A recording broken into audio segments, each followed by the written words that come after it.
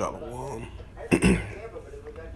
First and foremost, I'd like to give all praises, glory, and honor to Yahweh, Ba'ashem, Yahweh Shai, Ba'ashem, Rakakadash. Double honors to the elders who preach the word truthfully and sincerely. In the name of Yahweh, Ba'ashem, Yahweh Shai, Ba'ashem, Rakakadash. And Shalom to the Akim, scattered through the four corners of the globe, preaching the word truthfully and sincerely. In the name of Yahweh, Ba'ashem, Yahweh Shai, Ba'ashem, Rakakadash. Say Shalom to the Akim out there. And this is a sit-down lesson from RT.com, January 10th, 2023, from World News, from RT.com, and it reads, EU and NATO to further strengthening ties. The transatlantic security demands further mobilization, according to a joint statement. It says, from the left, European Council President Charles Michael, NATO Security General James Stoltenberg, and European Commissioner President Ursula von der Leyen after signing a joint declaration on the NATO/EU cooperation. It says the European Union and NATO on Tuesday signed a declaration on cooperation, vowing to take their partnership to the next level and promising continued support to Ukraine in the conflict with Russia. The declaration was signed by NATO Chief Jens Stoltenberg, President of European Council Charles Michael, and President of the European Commission Ursula von der Leyen at a ceremony in the U.S.-led military bloc headquarters in Brussels, asserting that the NATO and the EU plays complementary, coherent, and mutually reinforcing roles. The document says they will further mobilize the combining set of instruments and proposals, be they political, economic, or military, to pursue our common objectives to the benefit of our 1 billion citizens. The two organizations claimed that their interests, values, and democratic principles were being challenged by authoritarian actors and singling out Russia and China as the biggest threat they supposedly face. The conflict in Ukraine underlies the European and global security and stability, and thus warrants increasing the NATO involvement on the continent. And document says NATO was founded in 1949 as a U.S.-led military alliance aimed against the Soviet Union, the EU frontrunner. The European coal and steel community was established 2 years later. The Warsaw Treaty Organization, a Soviet-led response to NATO, was created in 1955 and dissolved in 1991. In the 1990s, the EU became a political bloc, while NATO started expanding into Eastern Europe in what Moscow regarded as a existential threat and a violation of promise it was given when the Cold War ended. The Russian government has said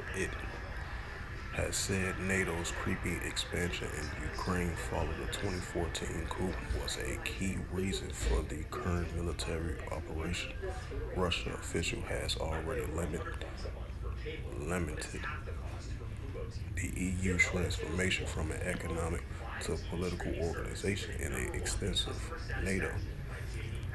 Foreign Minister Sergei Lavrov argued last month that NATO has returned to its original proposal of keeping Russian out the American in and the Germans down, as a format by the first Security General, Lloyd Lord Ismail.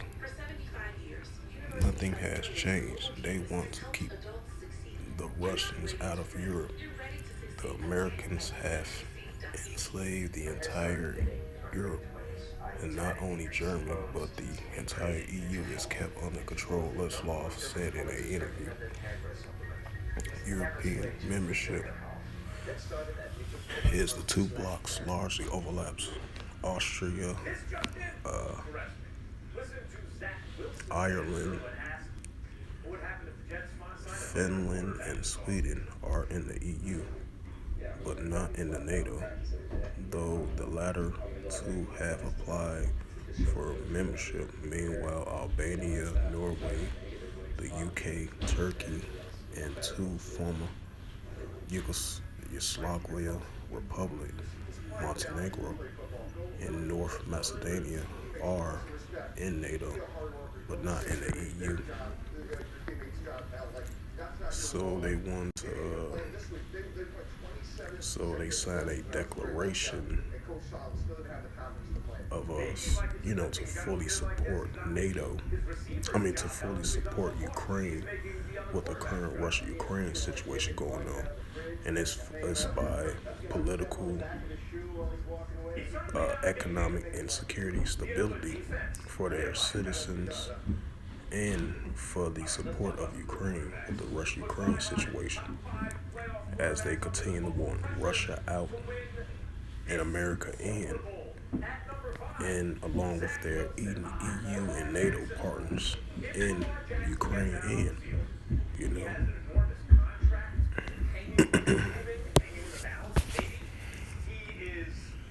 And I want to bring out a scripture that I always normally bring out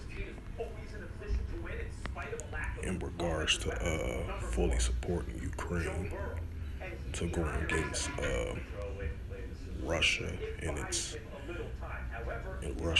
allies as well too, as EU and NATO signed a huge declaration of taking it to the next step to go against Russia and other allies that's with alliance with Russia. This is the book of Mark, chapter 13, verse 7. And when ye shall hear of wars and rumors of wars, see that ye be not troubled, for such things must need be, but the end shall not be yet. Now you got that those two of the European Union and NATO signing a declaration for security, for some more security promises, economic stability, and more political strong ties stability of both sides of NATO and EU, to further their mobilization and their mobility against Russia, and they full support. They gonna support Ukraine even more now. Now they got this huge declaration signing between the EU and NATO going against Russia, and they fully support Ukraine. They're gonna support Ukraine now even more than ever, you know.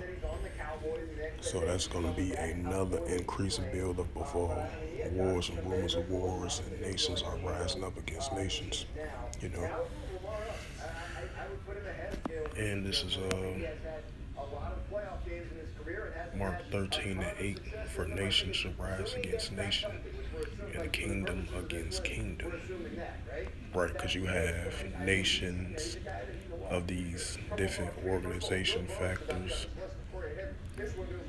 If it's from a political standpoint, or economical standpoint, or warlike standpoint, of a strong alliances between EU and NATO, is a prime example of going against Russia and these other nations as well too. So you're gonna have nations that are allegiance with one another going against their they look at as opponents, adversaries. If it's from an economical standpoint,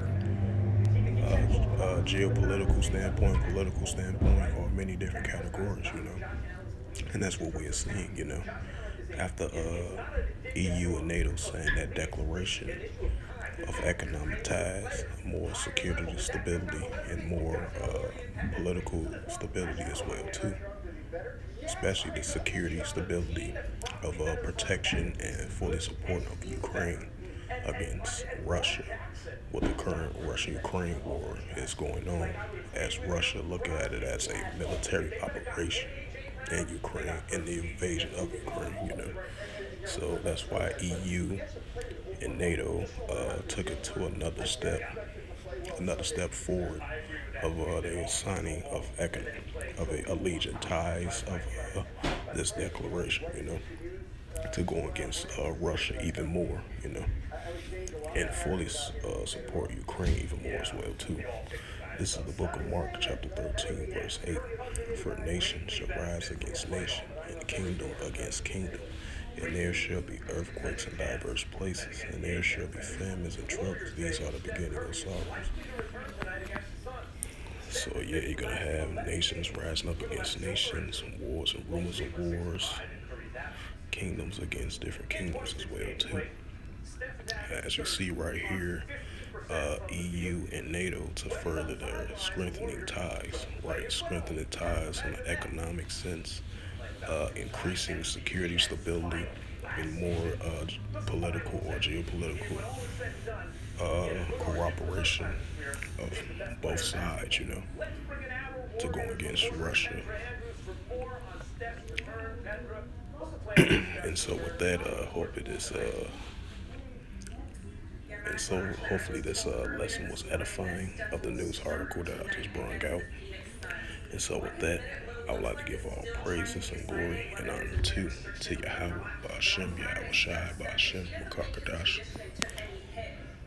Double honors to the elders who preach this word truthfully and sincerely. In the name of Yahweh, Ba'ashem, Yahweh Shai, Ba'ashem, Makakadash. And shalom to the Akim, scattered through the four corners of the globe, preaching the word truthfully and sincerely. In the name of Yahweh, Ba'ashem, Yahweh Shai, Ba'ashem, Makakadash. And until next time, I will say shalom.